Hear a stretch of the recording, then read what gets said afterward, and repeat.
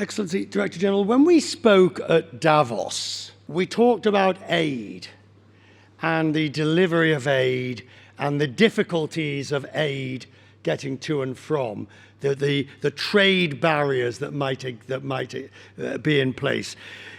There's a very sharp reminder now, isn't there, that this isn't an esoteric discussion. This isn't an academic issue. There's a real problem. Do you know how is the trade situation coping with Turkey and Syria? Well, thank you, Richard. Let me just say that, of course, my heart goes out to all those. As a mother and grandmother, it's really sad when you see particularly the children impacted by this. On the issue of the aid and the movement of goods and services, because when you have a natural disaster like this, you're going to need goods and services to move in order to recover. We actually have at the WTO something called a Trade Facilitation Agreement that went into effect in 2017, and it's meant to sweep away the customs barriers and make it just that much easier to move things around.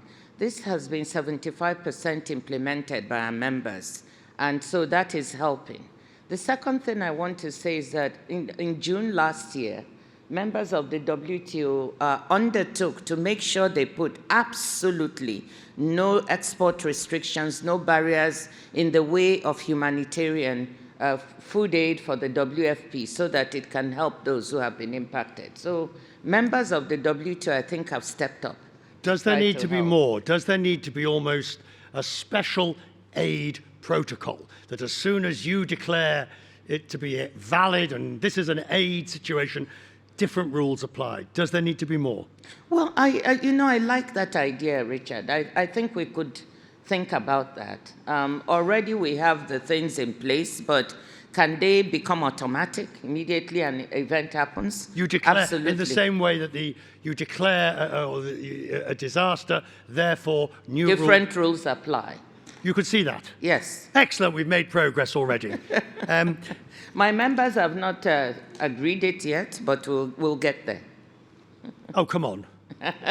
What, before I retire? No. Maybe before, much before that. You have a long way to go, Richard. You're very kind. The trade agenda has never been more important. But as we come out of the pandemic, I now wonder, what do you see as the most significant thing you need to put right? Well, Richard, as we come out of the pandemic, there are lots of challenges in the way. We listened to Professor Schwab earlier, and he said there are transformations, there are crises that we're trying to deal with in the way of trade. We've got this earthquake in Turkey. We've got climate change and a lot of impact from that, disasters in different parts of the world. And the pandemic, although it has abated, there's still some worries. Well, what's your biggest... all of these things have had an impact on trade, where we've seen our forecast has been that this year in 2023, we'll see a 1% growth in merchandise trade, a drop from 3.5% last year. So it certainly had an impact on trade, but there seem to be glimmers of hope on the horizon. Okay, so you had a bounce back year last year. Yeah. You then have a fall back because of, say, general economic situation, slowdown in the global economy. Yes. But is there something structural that needs to be addressed? Well, put it this way, I think there are some structural issues that we've seen, some vulnerabilities, if you will, and those have to do with the way supply chains are organized. I believe that for trade to be more resilient in the future, we've seen at least how during the pandemic and the war, some supply chains have been quite vulnerable. Pharmaceutical supply chains, the concentration is 80% of vaccines, for instance, exported by 10 countries in the world. Semiconductor supply chains, concentration of manufacturing in 1 or 2 countries. Even food and fertilizer from the Black Sea. So I think the question we need to ask ourselves for the future of trade is, how do we build better resilience in those supply chains? The reality, as you ask that question, is do it yourself at home or get your friends to do it nearby, friend shoring. The one thing you don't want to rely on is somebody else that could become unreliable in the future. Well, Which might be uncomfortable for you to hear because that's what you want. You want a diversified supply chain agenda, and you can't have it because I'm frightened of what's going to happen. well, I think I disagree with you, Richard. There's been talk of the friend-shoring and near-shoring, and some of that is happening. But I say that perhaps we can do even better than that, because if you count on friends, we've seen in this very difficult world that a friend today may not be a friend tomorrow. Who is a friend? Therefore, I think it's better to look for those countries in different parts of the world ready to receive business, ready to receive manufacturing, and actually diversify your supply chains to those countries. So it's not just China plus one. That's what many people say, China plus Vietnam, China plus Indonesia. But you have Bangladesh, you have Pakistan, we're in this region, you've got Saudi Arabia, you've got the Gulf countries here that are ready to receive business, you have African countries ready to receive business, a lot is happening in Morocco, and I could go on and on. So why not build resilience globally rather than just look at nearby?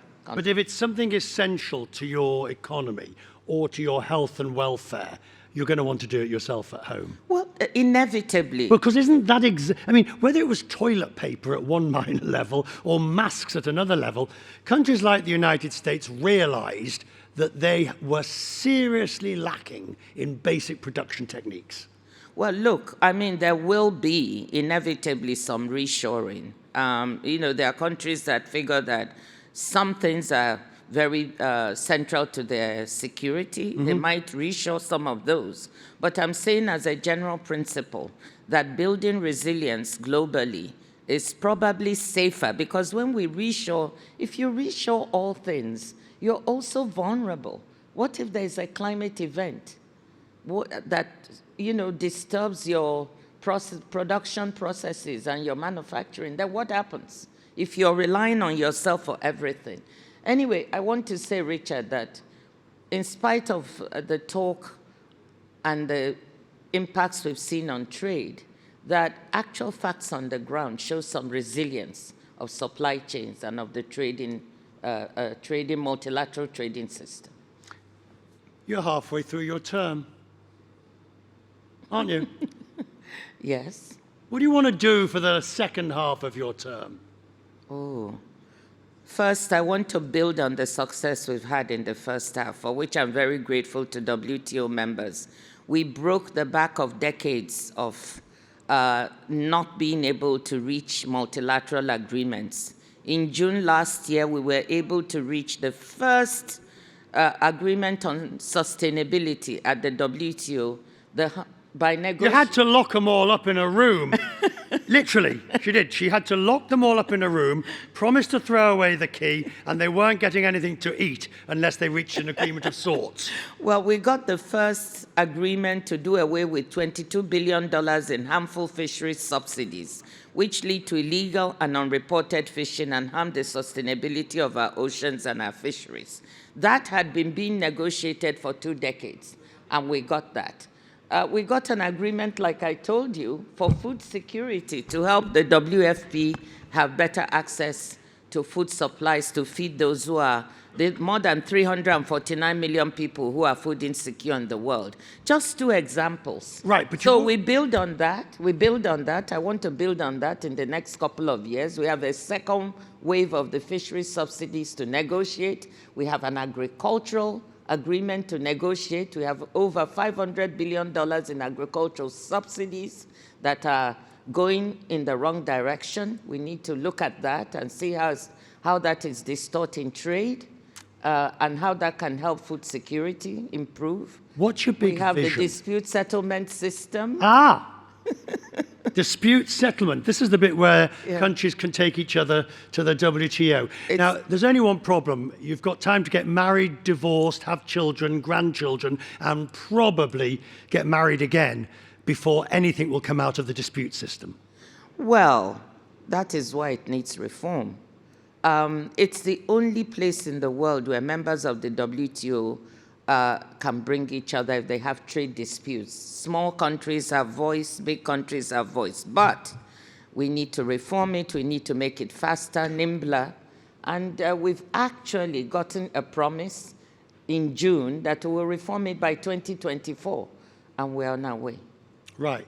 The US, of course, has wanted to reform this trade disputes process for decades.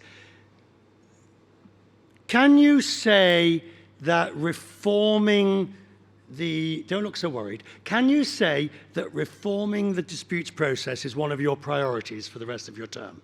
Absolutely. Absolutely, and I hope we can deliver that. I just want to say that the US is leading right now the WTO technical level discussions to try and elicit from other members how do they see these reforms, because it's not only the US that has problems. Developing countries, especially the least developed, find it hard to access the system and costly. So how can we do all these reforms so we can take into account all the worries, not just of the US or the EU, but also of poorer countries? And yes, this is an objective I have. 2 years. I mean, you know, according to some, the Almighty made the world in 7 days. So you've got 2 years to do it. I guess this is a sort of a personal question. It really becomes down to the ability to put your political capital, your ability to push this forward as being the priority. Can you do that?